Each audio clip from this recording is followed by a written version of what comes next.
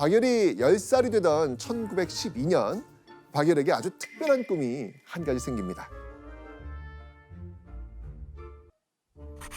조선인은 무조건 일본인을 배척하였지만 나는 일본인 생활이 비교적 개화되어 있는 것을 보고 일본인이 경영하는 학교에 들어가고 싶어졌다. 박열이 일본인이 운영하는 학교에 가겠다는 거예요. 네. 보통의 조선인들은 일본인들을 외놈이라고 부르면서 적대시했거든요. 근데 오히려 박열은 개화된 일본인들의 모습을 보고 일본의 신식 교육을 받아야겠다라고 생각을 한 거예요. 아니, 이 생각은 너무 뭐 그럴 수도 있는데 나이가 혹시 한 10살 이상 어려진 그 잘못 기록된 거 아니에요? 그죠? 10살이라는 게 말이 안 돼요. 그래서 박열은요 곧장 신식 교육을 받기 위해서 조선 총독부가 운영하는 문경의 함창 공립보통학교에 입학을 합니다. 일본인이 경영한 학교지만 신식 학교, 즉 서구식 근대 학교에 들어가서 내가 새로운 지식을 배워야 된다. 근데 학열이 있지 않는 한 전 불가능한 거예요. 네. 내가 뭔가 지적 호기심이 강하지 않는 한 쉽지 않을 거고. 그러니까 박열의 입장에서는 일본의 신문물을 개화라는 열린 시선으로 볼 수 있었던 게 아닌가. 근데 되게 들을수록 어릴 때부터 좀 남달랐던 것 남달랐어. 같아요. 그죠? 그런 게 느껴지죠 네. 지금? 실제로 근대식 학교에 가면요 수학, 화학, 영어, 음악, 미술 등 정말 다양한 서구식 교육을 받을 수 있었습니다. 세상 만사에 호기심이 많았던 박열은요 새로운 학문을 많이 배울 수 있을 거다라는 기대를 가지고 있었던 거죠. 그런데 보통학교에 입학한 이 박열의 기대가 와장창 무너진 일이 벌어집니다. 뭐지? 박열이 원했던 근대식 교육을 제대로 받을 수가 없었던 거예요. 왜 그렇죠? 왜냐하면 같은 학교 안에서도 조선인은 일본 학생들과 차별을 받았던 겁니다. 박열은요 신식 교육을 받기 위해서 조선 총독부가 운영하는 학교에 입학한 거잖아요. 그런데 정작 학교에선 박열이 원했던 교육은 지금 전혀 받지 못하고 있었던 겁니다. 네. 자, 이런 상황 속에서 박열은 어떤 생각을 했을 것 같아요? 실망감. 그렇죠. 후회. 그렇죠, 그렇죠. 그래서 역으로 일본에 대한 감정이 더 안 좋게 되는 계기가 됐을 수도 있을 것 그러네. 같아요. 박열은요 일본식 학교 교육에 의구심을 갖게 됩니다. 평등하다는 건 말뿐이고요. 정작 조선인과 일본인을 차별하는 학교 행태에 박열의 속이 좀 부글부글 끓어오지 않았을까요? 네네. 자, 하지만 박열은요 새로운 학문에 대한 열망을 가슴에 안고 차별을 견디면서 학업에 매진할 수밖에 없었습니다. 자, 그런데 약 4년의 시간이 흐른 1916년 초 보통학교 졸업을 앞둔 박열의 인생에 커다란 영향을 미친 사건이 발생합니다. 박열이 믿고 따르던 보통학교의 조선인 선생님이 학생들을 모아놓고 충격적인 말을 한 거예요. 뭐라고? 보시죠. 나를 용서해라. 나는 일본이 조선을 하나로 묶어 다스리는 것이 당연하다고 너희들에게 가르쳤다.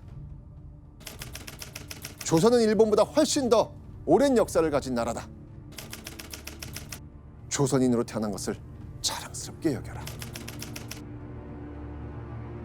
자, 이게 지금 어떤 내용이냐면 일본의 압박이 두려워 나는 조선인 교사로서 부끄러운 행동을 했다. 사실 조선은 위대한 역사를 가진 나라다. 자랑스러운 민족이다. 라고 울면서 지금 진실을 선생님이 고백한 거예요. 와. 이야. 자, 바로 이런 선생님의 폭탄 선언에 박열은요 망치로 머리를 딱 맞은 듯 정말 큰 충격을 받습니다. 박열이 의아하다고 느꼈던 조선인과 일본인의 차별 교육, 이거 나 혼자만의 생각이 아니구나 제대로 깨닫게 된 것이었죠. 이야. 그리고 박열은요 강한 나라가 약한 나라를 지배하면서 자신들의 마음대로 쥐고 흔드는 모습에 의구심을 갖게 됩니다. 그리고 이때 14살의 박열은요, 새로운 꿈을 다시 갖게 됩니다.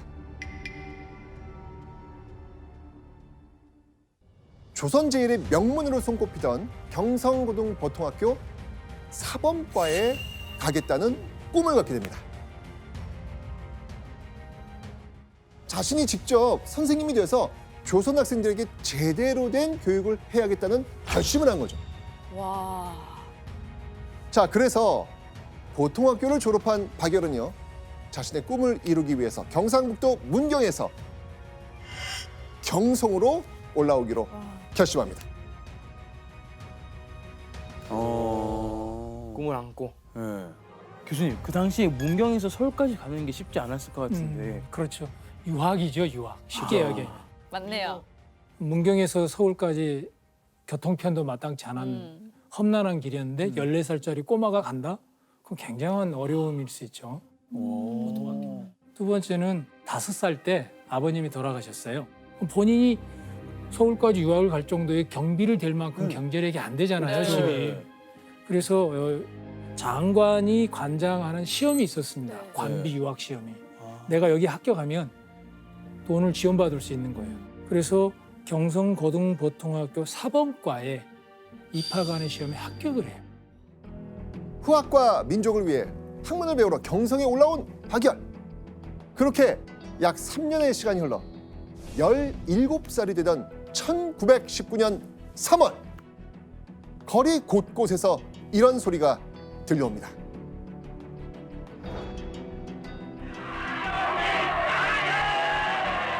(3.1) 만세운동이 시작된 겁니다.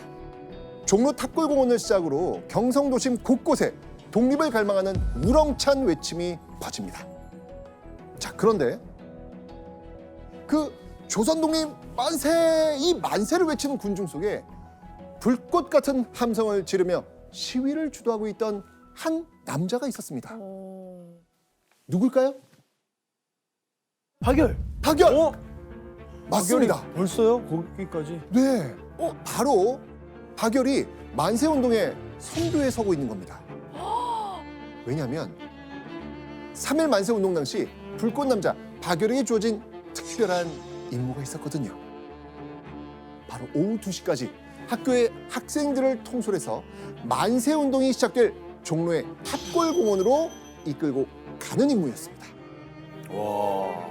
경성고등보통학교 학생 박열이 만세운동의 선봉장 역할을 하면서 학생들의 독립운동을 이끈 핵심 인물이 된 겁니다. 학생들이 모이자 박열은요, 이들을 이끌고 탑골공원으로 향합니다. 탑골공원에 도착한 박열은요, 목이 갈라지도록 조선의 독립을 외치고 또 외쳤습니다. 그뿐만이 아니었습니다. 박열은요, 지나가는 행인들의 이 독립의지를 북돋기 위해서 독립선언서도 배포를 합니다. 와. 자, 그런데 만세운동이 시작되고 얼마 지나지 않아서 박열은 경성을 떠날만 했습니다. 네. 일제경찰이 만세운동에 참여한 학생들을 체포하기 시작했거든요. 아. 자, 만세운동에 선봉장으로 활약한 박열 역시 체포 대상이었습니다. 아. 자, 그렇게 감시망을 좁혀가던 일제경찰. 잡혔나요?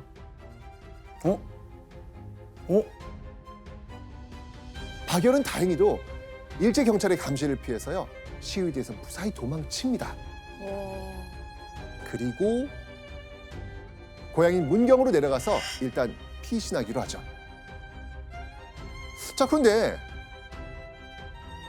불꽃 청년 박열을 깜짝 놀라게 하는 소식이 전해집니다.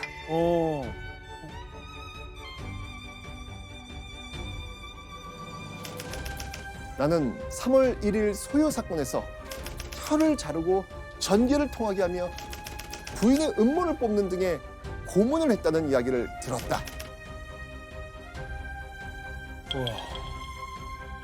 자, 이게 만세운동으로 체포된 사람들이 끔찍하게 고문을 당하고 있다는 그 소식을 듣게 된 겁니다.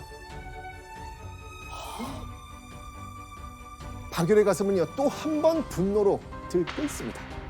그리고요, 조선에서는 독립을 위한 어떤 행동도 어렵겠다는 걸 직감을 하죠. 그리고 이때 박열은 자신의 인생을 뒤바꿀 일생일대의 결심을 합니다. 이렇게요. 조선에서 독립운동을 하다가 한 번 잡히는 날이면 그걸로 마지막이며 다시는 운동을 할 수 없다고 생각하여서 이윽고 조선을 떠나기로 결심했다.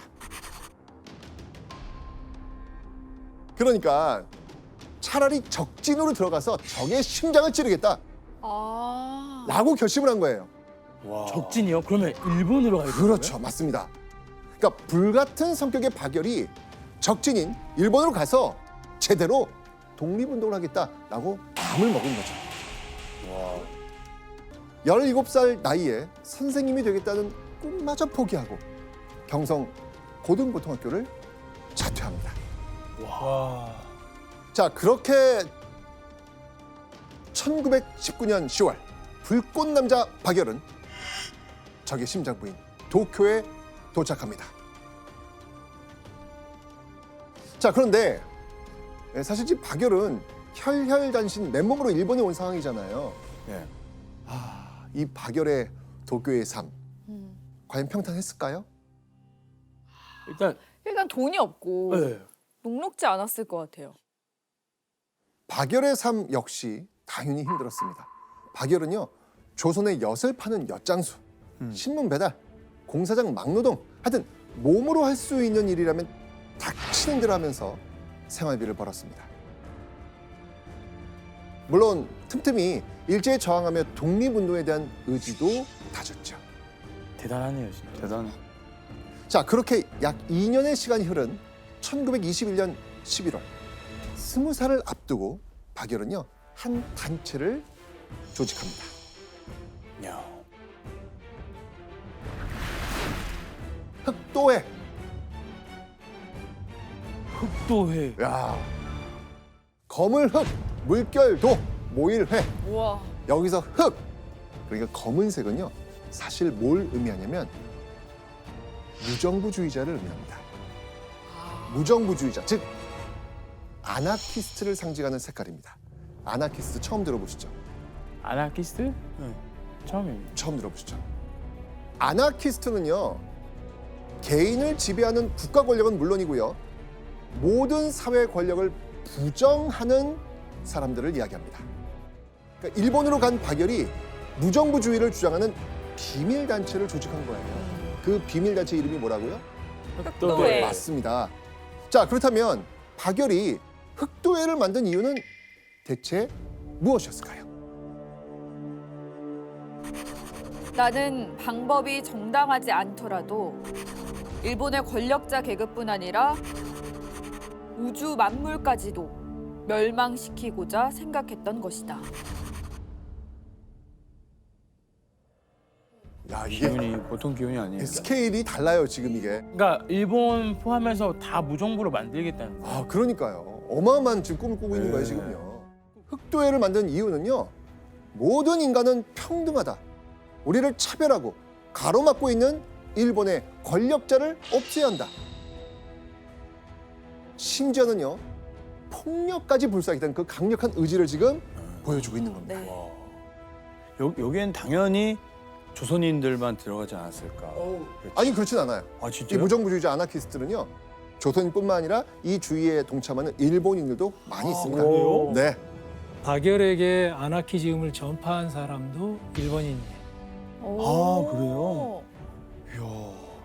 자, 그런데 박열이 있는 곳은 일본입니다. 일본 권력자를 죽이겠다는 마음은 먹었지만 바로 무력을 사용할 수 있을까요? 없죠. 어렵죠. 그죠, 어렵겠죠. 네. 그죠? 그래서 박열은요, 자신의 뜻을 표출하기 위해서 우선 자신이 당장 할 수 있는 일을 시작합니다. 뭐지? 바로 잡지 발행. 잡지 발행. 잡지 발행. 박열은요 아나키스트로서 모든 인간은 평등하다라는 자신의 사상을 글을 통해서 사람들에게 퍼뜨리려고 했던 겁니다. 아.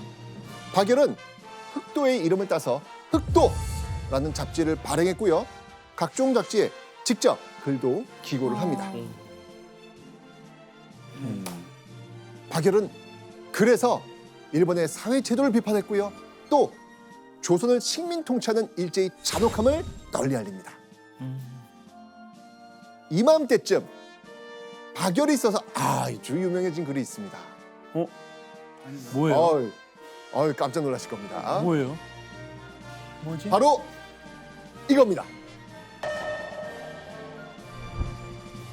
개새끼.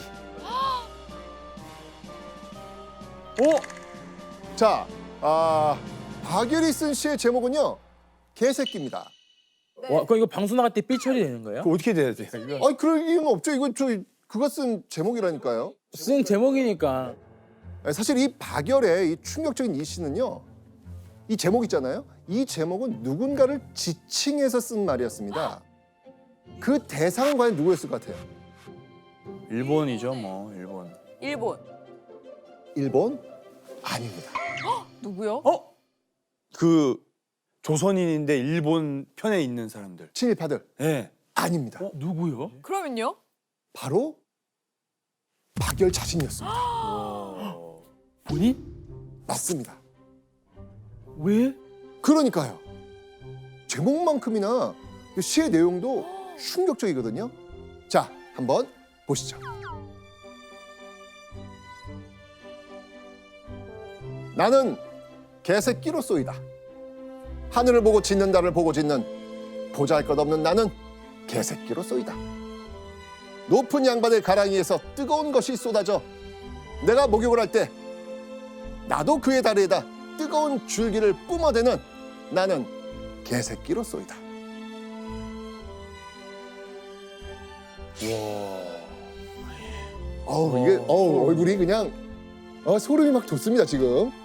한마디로 일제가 짓밟을 때마다 똑같이 되갚아주겠다라고 한 거죠. 그리고요, 이 박열은요, 일본의 권력자 계급을 죽여야겠다는 목표도 잊지 않고요, 본격적으로 움직이기 시작합니다.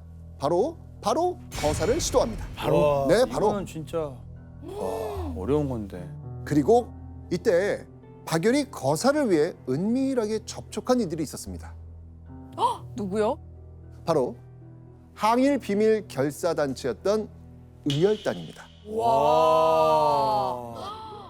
이 의열단은요, 각종 무력 투쟁을 통해서 일제에 꾸준히 저항해 오고 있었던 그런 단체입니다. 동양 척식 주식회사에 폭탄을 던진 나석주, 그리고 시인 이육사도 바로 이 의열단의 단원이었습니다. 자, 그렇다면 박열은 대체 왜 이 의열단과 접촉을 했을까요? 왜요? 왜냐하면 박열은요, 의열단과 협력해서 일본으로 폭탄을 들여오려고 했던 겁니다. 와, 그것부터 어렵겠네요. 그렇죠. 맞습니다. 자, 그런데요, 일제 경찰의 감시가 너무 심해서 폭탄 구하기가 어려운 거예요. 그럼 박열은 은밀하게 계속 폭탄을 구하러 다니긴 했는데 번번이 실패. 네. 실패합니다. 아유. 그런데 불꽃 남자 박열, 자, 폭탄 반입에 실패했다고 과연 좌절했을까요? 아니요. 그렇죠. 의열단을 비롯해서 조선의 독립을 위해 싸우는 독립운동가들과 계속 교류하면서 항일운동의 의지를 다져나갑니다. 자, 그렇게 박열이 20살이 되던 1922년 2월, 박열은 자신의 인생을 송두리째 뒤바꿀 운명적인 사람을 만납니다. 영화. 영화에서. 나오시는구나. 그래, 전 그래, 영화 못 봤어요. 봤죠. 네. 의열단에서 누구 만나요? 엄청난 사람. 네. 어느 날 도쿄의 한 어묵 가게에 박열이 모습을 드러냅니다. 그런데 이 가게 안에서 불꽃 청년 박열을 뚫어져라 예의주시하던 사람이 있었습니다. 바로 이 사람. 가네코 후미코. 가네코 후미코. 맞습니다. 어묵 가게에서 일하던 종업원 가네코 후미코란 여인이었습니다. 그녀는 대체 왜 가게를 찾아온 박열을 뚫어져라 쳐다봤을까요? 바로 후미코가 박열에게 첫눈에 반했기 때문입니다. 와. 박열보다 한 살 어렸던 19살의 후미코는요, 이미 박열을 알고 있었습니다. 응? 자, 후미코는 어떻게 박열을 알게 되었을까요? 그러니까 그 당시에도 보통 아니잖아요. 딱 튀는 사람이잖아요. 이름과 유명했을 행동이 것 같아. 그 동네에서 이 열정과 이 기질이 장난 아니다. 막 소문 나 있을 것 같아요. 막. 사실 후미코는요, 조선인의 독립의지에 동감하고 오, 또 지지를 하는 일본인이었습니다. 우와. 조선의 독립운동가들도 가까이 지내고 있었던 그런 인물이거든요. 그 과정에서 박열이라는 인물이 있다는 걸 알게 된 겁니다. 자, 후미코의 마음을 콩닥콩닥 설레게 한 박열. 자, 그런데요, 그날 그 만남 이후 박열은 2달 가까이 어묵 가게에 나타나지 않습니다. 자, 후미코 어떻게 했을까요? 아니 근데 2달 동안 안 오면 걱정했을 것 같아요. 무슨 일이 생기지 않았을까? 아니나 다를까. 후미코는요, 박열이 가는 곳을 수소문합니다. 그리고 직접 박열을 찾아 나섭니다. 결국 박열과 만나게 된 후미코. 후미코는요, 그 자리에서 박열에게 사랑을 고백합니다. 와. 역시. 그리고 박열은 후미코의 고백을 받아줍니다. 이야. 연인이 되고 얼마의 시간이 지나지 않은 1922년 5월, 우리 동거합시다. 두 사람은요, 도쿄의 작은 새빵을 얻어서 동거 생활을 시작합니다. 우와. 자, 후미코는요, 박열과 동거를 시작하면서 이름도 한국식 이름으로 바꿉니다. 가네코 후미코의 이름을 한자를 보면요, 금자, 문자거든요. 후미코는요, 박열의 성을 따서 박문자로 불러달라고 합니다. 박문장. 박열과 후미코의 동거는 연인 관계의 시작이기도 했지만 항일 운동을 함께할 동지로서 관계를 맺는 일이기도 했습니다. 그런데 박열이 갑작스레 경찰서에 잡혀가는 일이 생깁니다. 일본 내에서 우리 민족의 얼굴을 더럽히는 친일파, 그리고 독립자금을 횡령한 등 이 부정행위를 저지른 자들을 직접 처단하고 다니는 겁니다. 결국 박열은요, 일제 경찰의 폭행죄로 체포가 됩니다. 자, 그렇다면 일본 경찰서에 체포된 박열, 가만히 있었을까요? 언젠간 이런 상황이 올 거라고는 생각했을 거죠. 그래서 당당하게 좀 마음을 먹지 않았을까? 힘들겠지만. 그죠. 불꽃 남자 박열은요, 경찰에 체포됐을 때도요, 화를 살리지 못하고 난동을 부립니다. 박열의 모습을 본 일제 경찰들도 혀를 내두를 지경이었다고 합니다. 근데 박열이 일제 경찰들을 당황하게 한 거는요, 이 사건 하나만이 아니었습니다. 1922년 7월 불꽃 남자 박열이 시위대의 최전선에 서게 됩니다. 그리고 박열은요, 살인사건 제대로 조사하시오! 라면서 강력하게 요구하죠.